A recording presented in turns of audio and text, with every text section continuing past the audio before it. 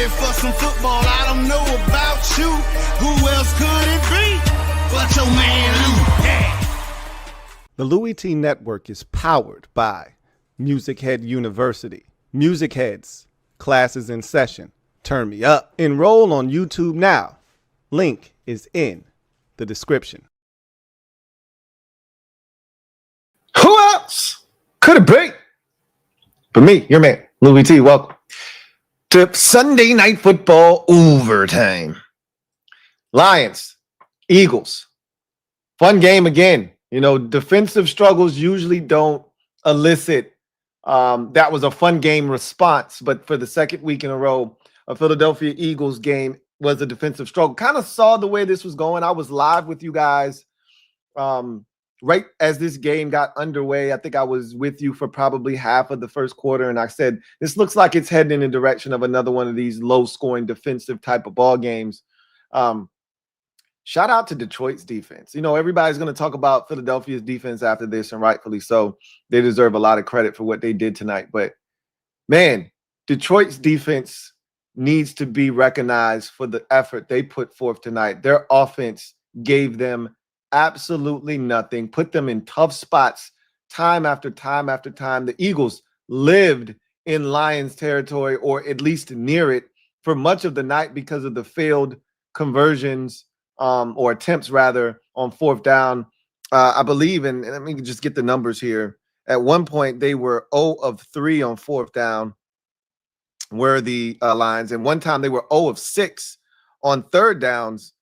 Let's get the exact numbers here. They ended up being 3 of 13 on third downs, did the Lions, and 0 of 5 on fourth downs in the game.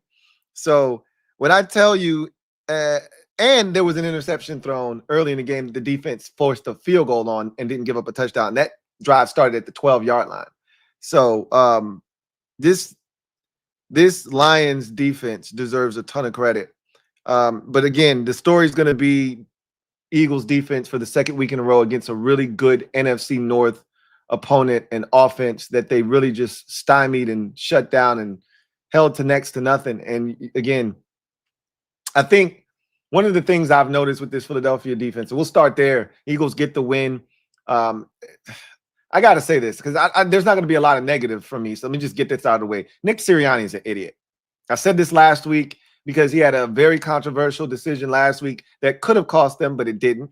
And he had another, like, the only way you could lose tonight, once it was 16-6 with you having the football with 3 minutes roughly left in the game, fourth down, the only way you could lose or even make this game close with the way your defense is playing is to go for it on fourth down there. I don't give a shit how close it is. It is not imperative. It's not like Detroit's moving the football at will on your defense. It is not imperative for you to possess this football and end it like it's a one-score game or something. It's a two-score game, and the Lions haven't scored since the first half. And you've shut their offense down completely, sans for Jameson Williams and Jahmyr Gibbs. But even those big explosive plays haven't netted them anything in this game for the most part. So the only way your stupid ass can lose the game is by going for it on fourth down and not getting it. And what happened? They went for it, didn't get it. And now you're already giving them a field goal, which cuts the lead to one score. Imagine if that first play after that failed fourth down conversion was a Jameson Williams dig route for a touchdown, and now they got all 3 timeouts plus the 2-minute warning. It's a 3-point game. Your offense is stunk all night. It's not like you're moving the football with any efficiency. And if they get the stop and get the ball back, you could actually lose the game. What kind of nonsensical thought process led to him thinking? They even had time to think about it, to make a sound decision. They called a timeout, and I'm thinking he's going to do the right thing here. After they come out of this timeout, he's going to punt the football because it's the only way Detroit has a chance. He still went for it, and they didn't get it. But I digress. That was the only really big knock on the Eagles tonight, outside of their offense being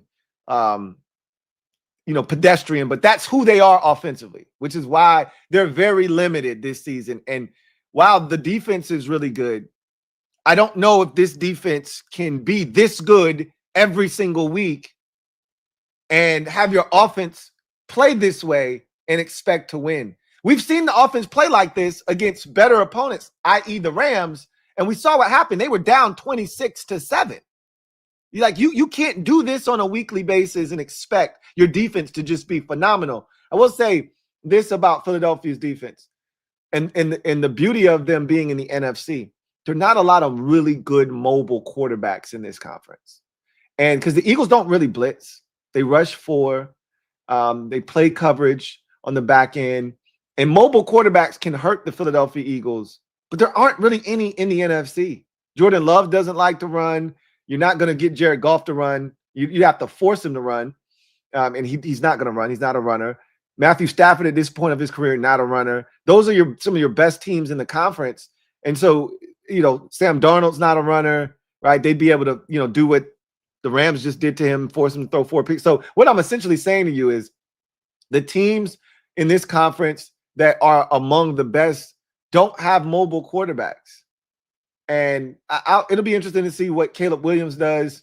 But I don't consider him, one of the better quarterbacks in the league, and I don't expect him to have success against this Eagles defense. But I do think he'll be able to create problems up front, running around and extending plays. I do think that will be something because they don't see it enough, right? That's why Jackson Dart gave them problems. That's why Jaden Daniels gives them problems, because mobile quarterbacks can hurt this Eagles defense, and they're just not going to see a lot of those guys. And this front is made to disrupt immobile quarterbacks who have to live in the pocket. You saw it last week with Jordan Love. You saw it again this week. And I think, the Rams do a really good job of protecting Matthew Stafford for the most part. And Stafford also does a great job of getting the ball out of his hands. But if he has to hold it, they can have success against him too, because he's not going anywhere. This was a virtuoso performance from the Eagles defensively from this standpoint. I knew this was going to happen, which is why I picked the Eagles to win this game. And I told you guys last week, before they played Green Bay, that I was taking them to beat Detroit. But it was for this reason and a reason that did not happen, which was I thought that Detroit's defense was food and the Eagles were going to eat in this game.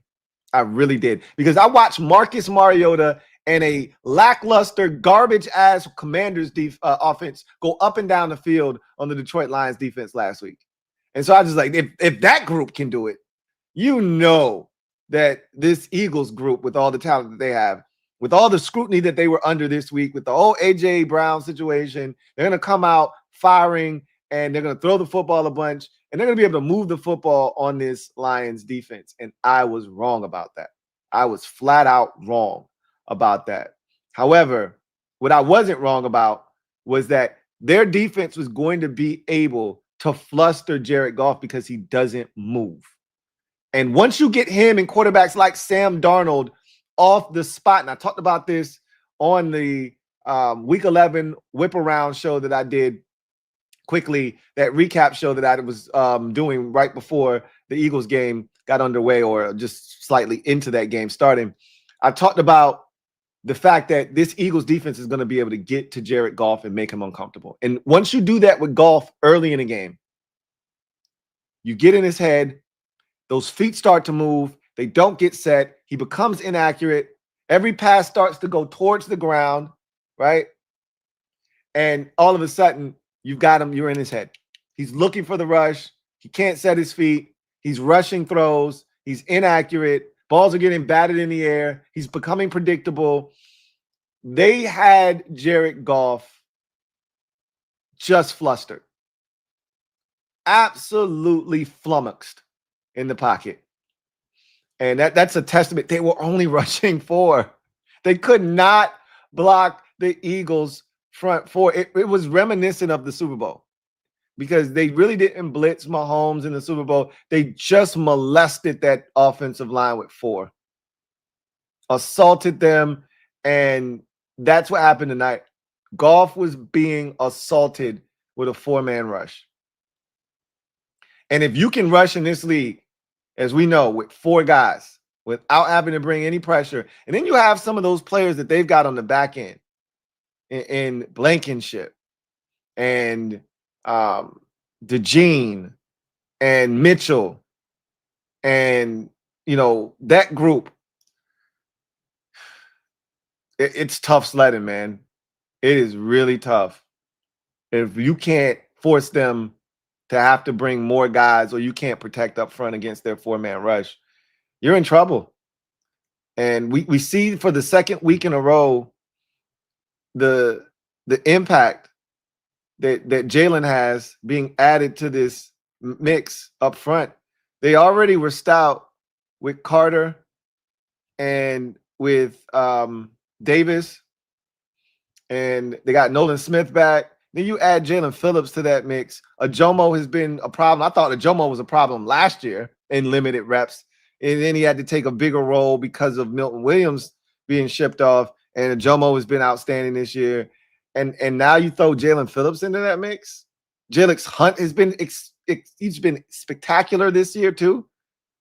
This is a very problematic Eagles front, man. They are up there with the Seahawks and the Rams, and I would say from an activity standpoint, they're not better than Seattle's front. But what I would say is a complete unit up front, because the Seahawks don't have the edge rushers that the Eagles have. I would say that it's the Rams and the Eagles that probably have the two best fronts in football. But the depth of the Eagles front is what probably pushes them over the top. Because while the Rams have a really good, rushing group, and I think their edge rusher leads the NFL in sacks, if I'm not mistaken, in Young, and they've got a bunch of guys that can throw at you. The depth of the Eagles come at you in waves. They come at you in waves, and it's just relentless. And they're a problem up front. They're a big, big problem up front, because if you can give the time, you can beat Adoree Jackson. You will have opportunities against their nickel corner, whoever it is, Michael Carter, Cooper DeJean. You'll have opportunities. They play zone. There are holes in the zone. When they play man or their zone converts to man, you'll have opportunities. But there were open receivers. The Lions had open receivers tonight. Goff was off because of the pressure. But even when he had time, he wasn't comfortable. There were open receivers. Jared Goff I think he might have completed less than 40% of his passes tonight. His completion percentage was in the dumps. It was abysmal. He still threw for almost 300 yards some of those were just Jahmyr Gibbs screens and Gibbs taking off. Obviously, there were some big runs and catch and runs from him. But Jameson Williams had 88 yards last time I checked. 84 catches, 88 yards. Those weren't screens. Those were catch and run opportunities, wide open with opportunities to run after the catch. Amon-Ra St. Brown had plenty of opportunities tonight. They just weren't on the same page, and Goff was not accurate.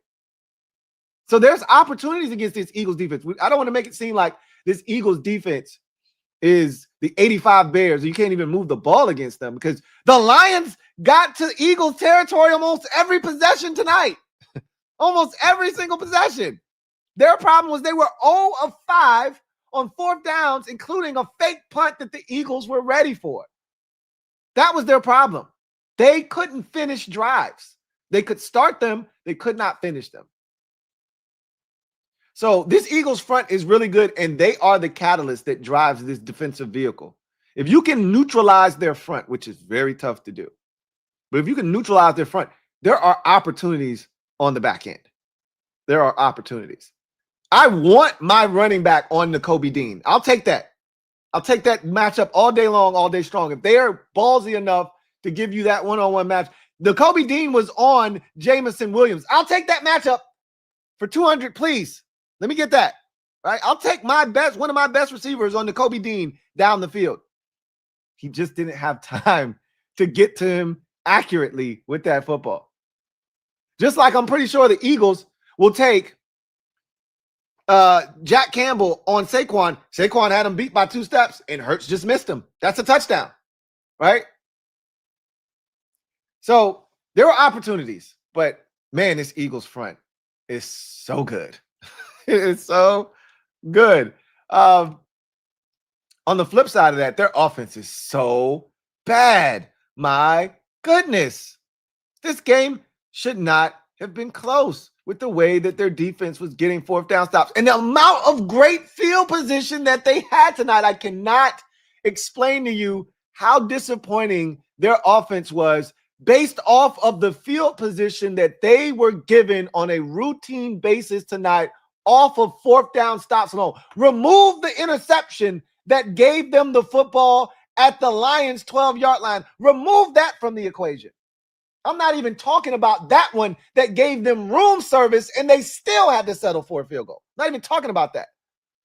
I'm talking about a fake punt that they stopped the Lions on that gave them the ball in Lions territory. I'm talking about 4 fourth down stops that gave you the ball at the 30-yard line, your 30-yard line or better, probably more so the 40 or better throughout the course of the night. The Lions only made it in the red zone one time, and that got stopped on a fourth down. So it's not like these were red zone stops. These were stops outside of the red zone. A lot of times they were 33-yard line, 37-yard line, 41-yard line, 47-yard line, right? Like you're getting prime field position. They did nothing. Either a penalty would negate the next drive, they give up a sack, or they try to run Saquon, and the Lions would blow it up. And their offense is just putrid right now. It stinks. It stinks. We saw the article about Jalen Hurts and how Eagles, players are growing frustrated with his hesitation, and he didn't do anything tonight to quell that. This offense was nasty tonight. He missed Saquon on a deep ball. There were other opportunities that they didn't hit. The run game, it was okay. It wasn't terrible, but it wasn't enough of a balance. What we did see from Hurts tonight was his ability to use his legs a little bit more, some designed runs, some quarterback draws on some third downs where they spread out the lines, and these were some really good calls that got them some sizable gains and moved the sticks. So that was something that they probably look to incorporate more as this season wears on a little bit more. But ultimately, throwing the football, they are still struggling. And despite getting AJ a lot of attempts, he still had very few yards on those attempts. I think he had 6 first-half catches. I don't know if he had any catches in the second half. He had a ton of targets. They threw it to him probably like 11, 12 times tonight. But it was for less than – at one point, it was less than 50 yards. I don't know if he's crept over 50, but he didn't get to 60 yards. Devontae Smith, non-existent, 1 catch, 9 yards in this game. Dallas Goedert didn't have a premier role. I would like to say that Jahan Dotson might have led the team in receiving tonight. If he wasn't number one, AJ might have just nicked him by a few yards.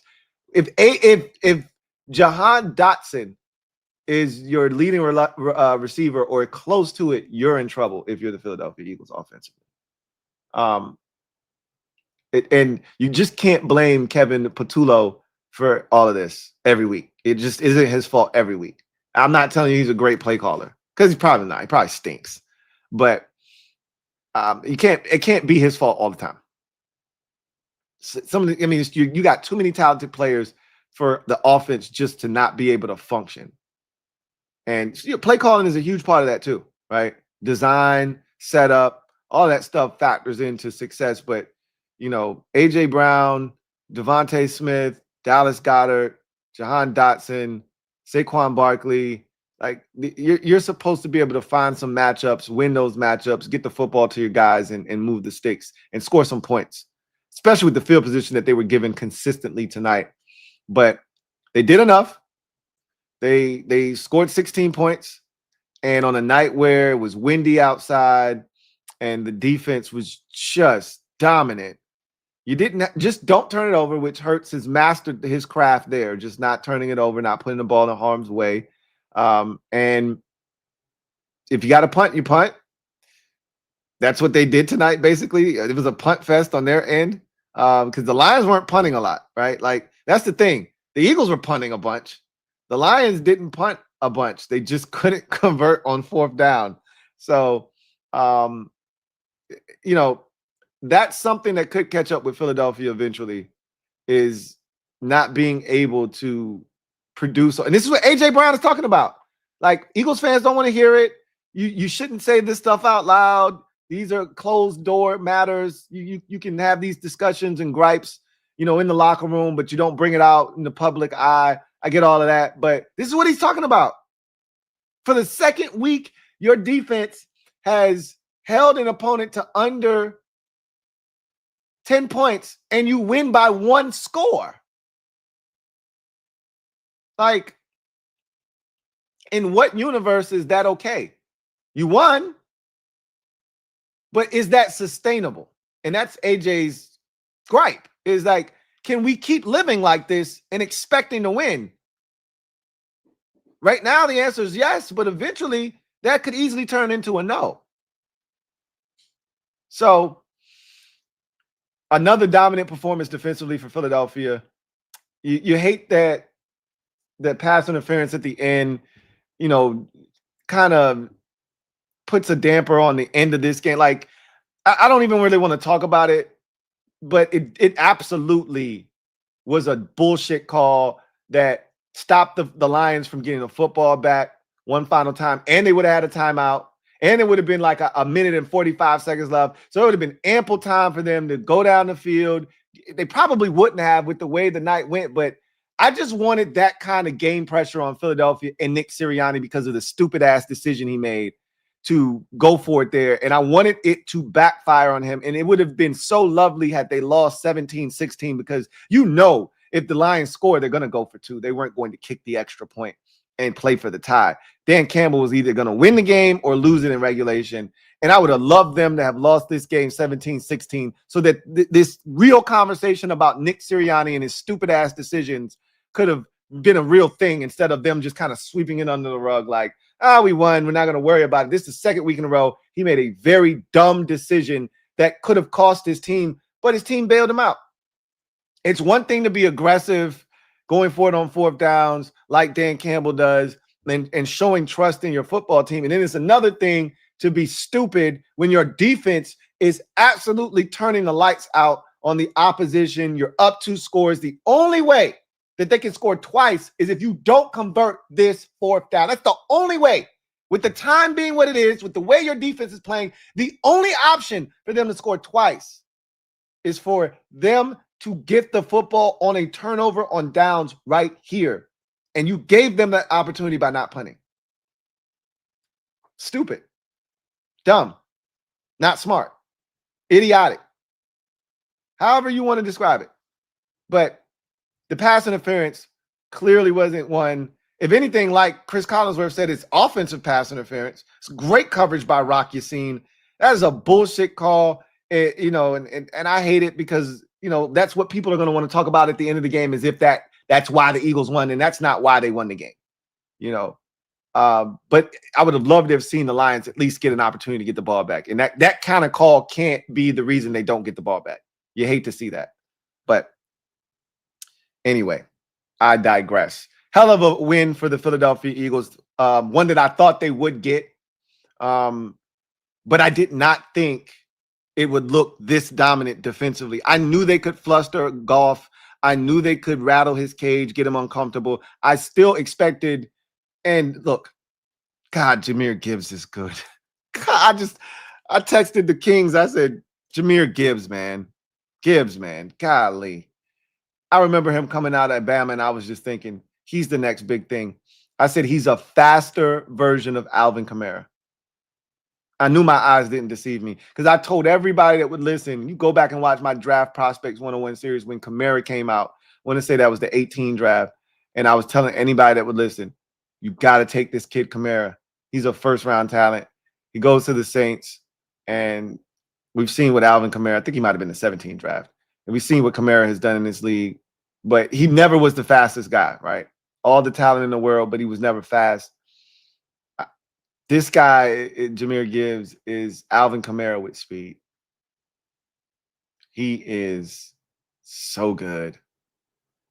he was a one-man wrecking crew tonight. Well, I shouldn't say that because Jameson Williams also was doing his thing. They shut Amon-Ra St. Brown's ass down. And I'm not an Amon-Ra St. Brown fan, so I don't mind him getting clamped up. I do not mind them click-clacking his ass because he talks a lot of shit, and he is a really good player, but he's not the best athlete in the world. You put a good athlete on him, you can click-clack his ass, and that's what happened tonight. They were right in his hip pocket for a lot of the night. He did have some opportunities to make some plays, and Goff just was off. Him and Goff weren't on the same page. They looked like times where Goff expected him to sit down. He kept running. And so they weren't on the same page, but Goff was just erratic anyway. So I digress. Let's get to the Lions quickly. For me, with the Lions, they're now 6-4 on the season. The biggest issue I see with them right now is the offensive line. You've got some injuries. Mahogany is out. Don't think he's coming back this season. Taylor Decker's playing through an injury right now. Penei Sewell's dealing with a little something. So you got some backups. You got a backup on the interior. Graham Glasgow got rolled up on during this game. So he's dealing with a little something, I would assume now. So you've got a ton of Ratledge had something early in the game where he was down and came back and played, but you said it's a banged up offensive front, and it showed tonight. And this is the thing that we know. The reason that you didn't advance in the NFC Championship game or didn't advance to the NFC Championship game last year was this exact reason. The Commanders got pressure on Jared Goff and forced him into mistakes. He fumbled, he threw 3 picks, and that's how they lost that game, right? 5 turnovers, 4 of them coming from Jared Goff. That is the only way that this Lions offense doesn't function, is if Jared Goff isn't Jared Goff. And the way that Jared Goff isn't Jared Goff is to get pressure on him, which is what the Eagles did tonight. And we've seen other teams. Tampa Bay got a little bit of pressure on him a few weeks back, even though the Lions defensively shut down Baker Mayfield and that high-octane Bucs offense. They didn't really do much that night, because Tampa Bay was blitzing Goff. They got him off his spot. They made him uncomfortable. But the defense did such a great job on Baker Mayfield in that offense, and they were down so many guys that night because Mike Evans got hurt that night, that they struggled. And so the Lions were able to win that game despite struggling on offense. But what happens when that same struggle offensively happens, but this time your defense plays well, but not enough for you to win the game because your offense does even less, which is what happened tonight. We saw this defense not play as well last week against Washington, not play as well the week before that against Minnesota in a loss. And so you can't keep relying on your defense to do what they did tonight.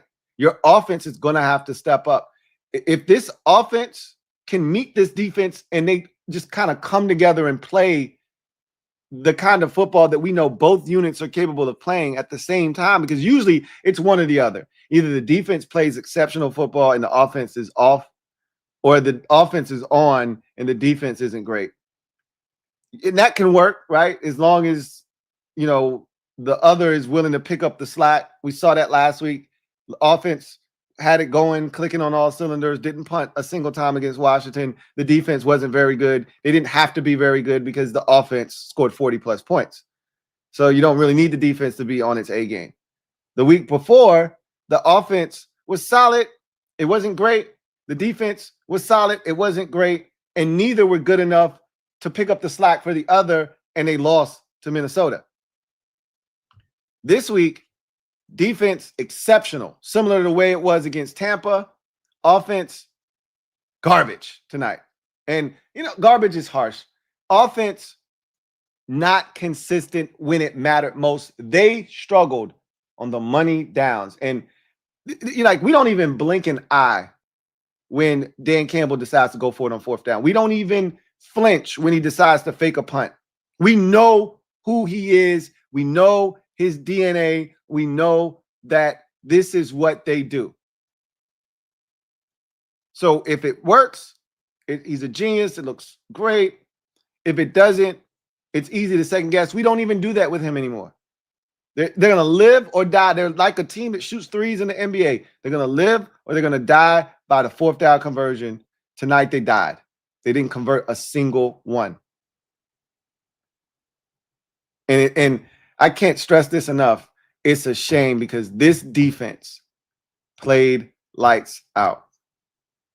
They're not going to get the credit that they deserve tonight because they lost and the Eagles defense played really well. So no one's going to talk about Detroit's defense tonight.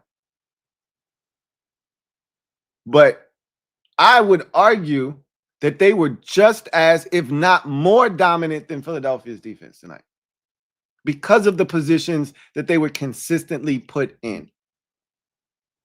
The field position that they had to defend all night.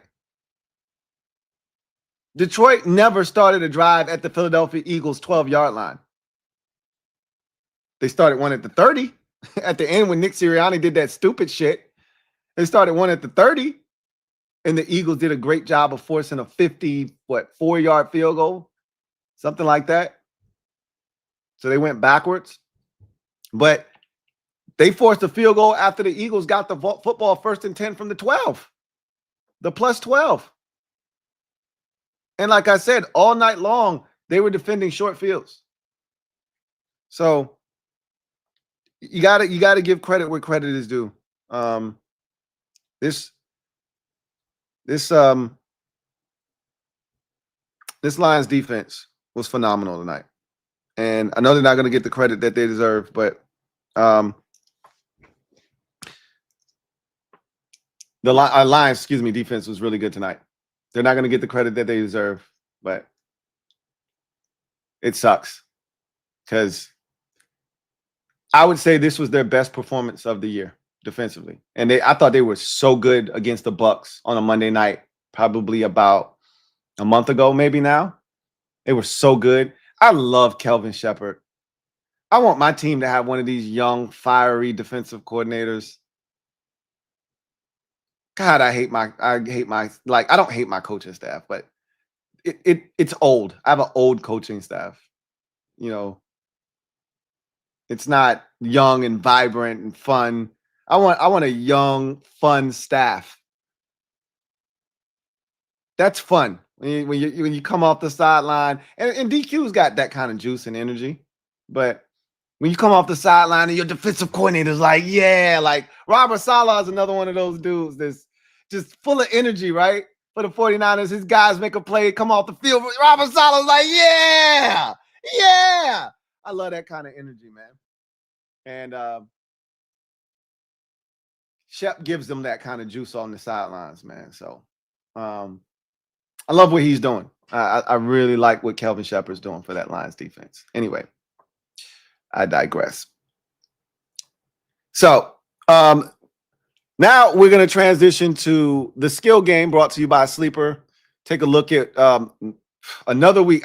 These Eagle games are killer, bro, because there aren't any points scored. So like yards are hard to come by. Points, God forbid you think someone's going to score a touchdown in these Eagle games. Jesus. This is one of the worst tickets I've put together just because of the lack of offensive efficiency on both sides, that no ticket had a chance to survive tonight. So let's take a look at the skill game brought to you by Sleeper. The skill game brought to you by Sleeper. So Sleeper is a fantasy sports and real money gaming app that focuses on bringing people together through sports and gaming. Sleeper has become the fastest organically growing fantasy platform in the world with over 10 million viewers or active users rather in 2025. And if you're not one of them, here's an opportunity to become one. There's a link in the description of this video. Click that link. It'll take you to where you can download the app. Then make sure Sleeper is available in your area, available in 30 states, over 30 states in the United States of America. Also, you verify that you are who you say you are, they're going to give you $20 for becoming a member of the Sleeper family. But then I advise you to use my promo code LTN to get you a 100% match on your first deposit up to $100. That's right, dollar for dollar match. $100 you deposit, they're going to give you an additional $100 plus the $20 they gave you for becoming a member of the family. That's $220. You can get really active with $220. So let's talk about it. So this is what happened tonight. It's the worst ticket I've put together for a primetime game this season. Normally, all of this is green, and then it's one thing that doesn't happen for me. Just about every other Monday, every other primetime game. I got everything, and then it's just one thing that doesn't happen. This is the first time I think I had a ticket where it's all red. I don't think one thing had happened. So I had a push. Aiden Hutchinson had a half a sack tonight. Everything else didn't happen. No Jahmyr Gibbs anytime touchdown. His longest run was 11 yards. I thought there would be a 25-yard run in there. Tonight was him receiving the football. He set a career high in receiving yards tonight, went over 100. So I didn't hit there.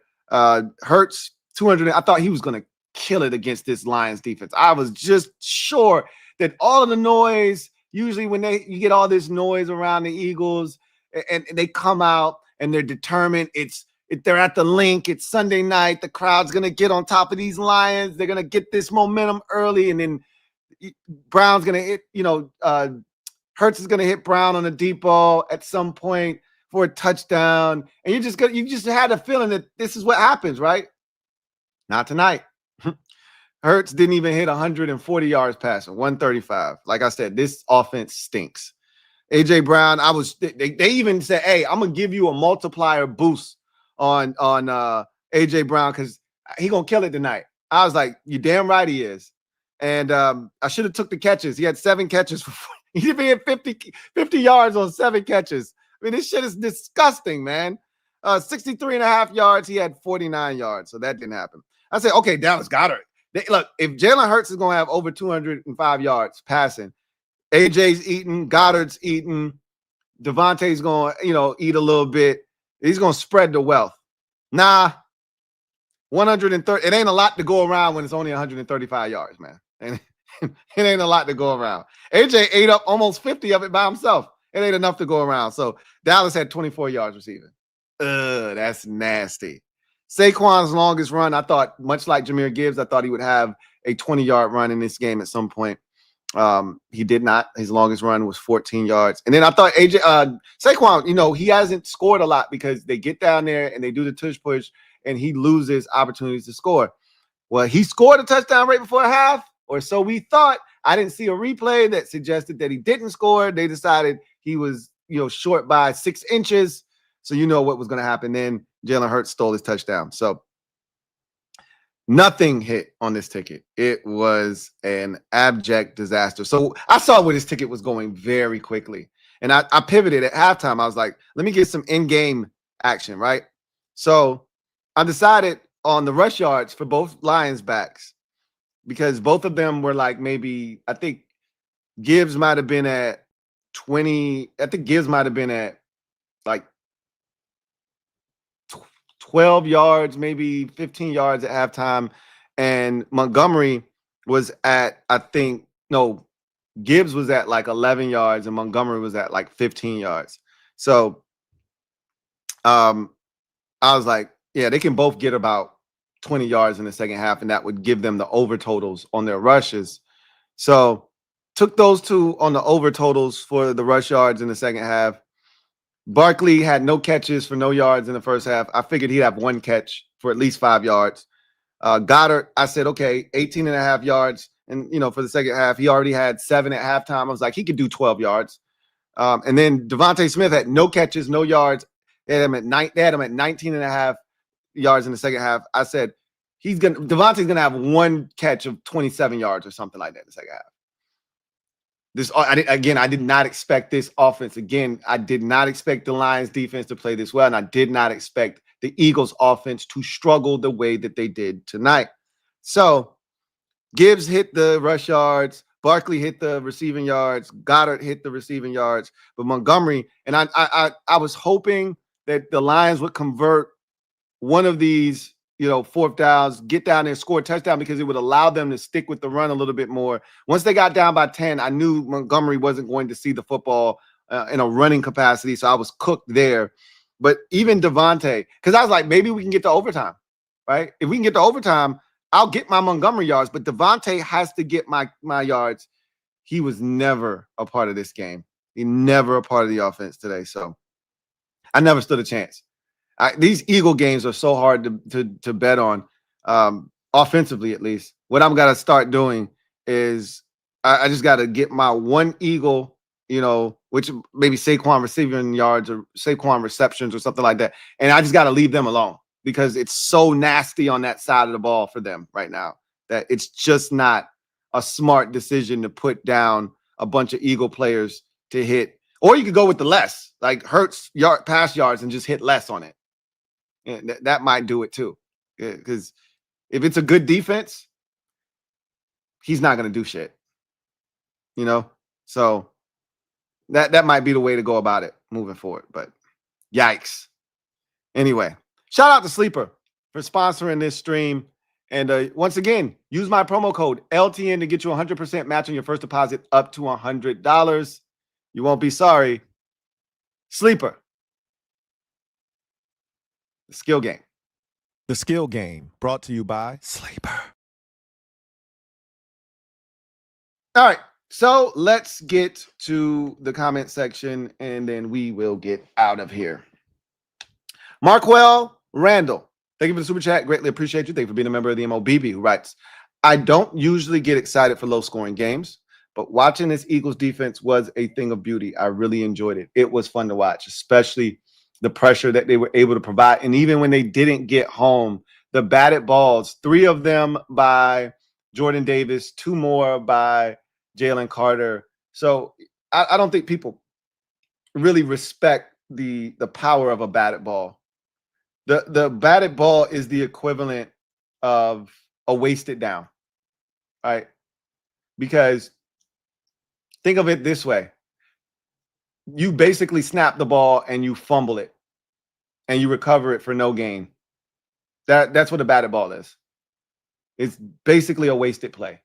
So you can look at it as a PBU, a defense, but that's a defensive back has to work hard for that. When you bat a ball at the line of scrimmage, it ain't shit else going on. That's and you never know. Like one of those times Jordan Davis batted the ball, Nolan Smith was right there and just fell in front of him.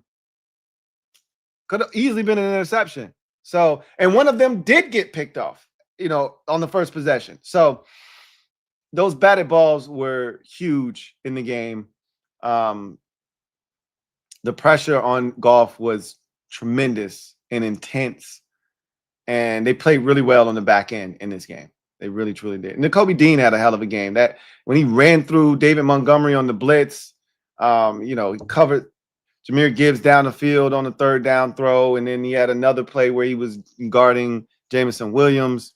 It was a really good performance. You continue to see Jalen Phillips' impact on this team. Howie Roseman continues to press all of the right buttons. All of the right buttons.